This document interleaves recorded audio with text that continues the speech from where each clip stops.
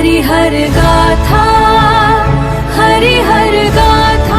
नारद मुनि का वह श्राप जिसकी वजह से लिया था भगवान विष्णु ने श्री राम का अवतार। इस कथा का वर्णन शिव पुराण में मिलता है।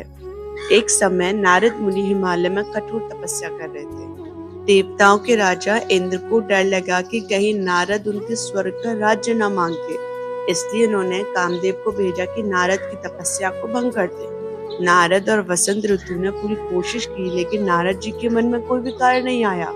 इसका कारण यह था कि उस स्थान पर पहले भगवान शिव ने कामदेव को पराजित किया था, इसलिए वहां कामदेव की शक्ति काम नहीं आई और नारद जी को लगा कि उन्होंने अपनी शक्ति से कामदेव को हरा दिया।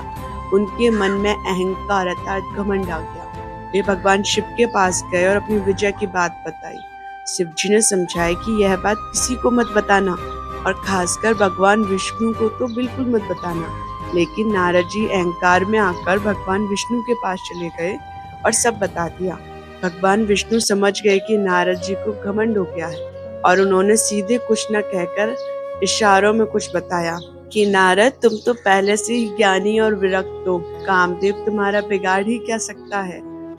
नारद जी को लगा कि उन्होंने तो कामदेव को जीत लिया और असल में तो भगवान की कृपा थी और उनकी गलतफहमी थी अहंकार के कारण।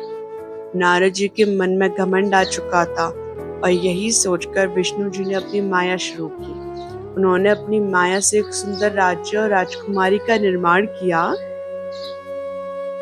और उस राज्य की राजकुमारी का स्वयंवर होने वाला था।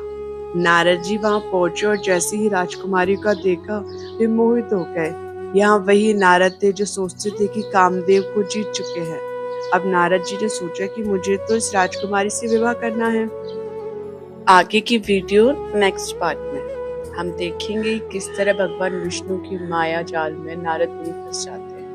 और ऐसी ही वीडियो के लिए मेरे चैनल को लाइक, सब्सक्राइब और शेयर करें।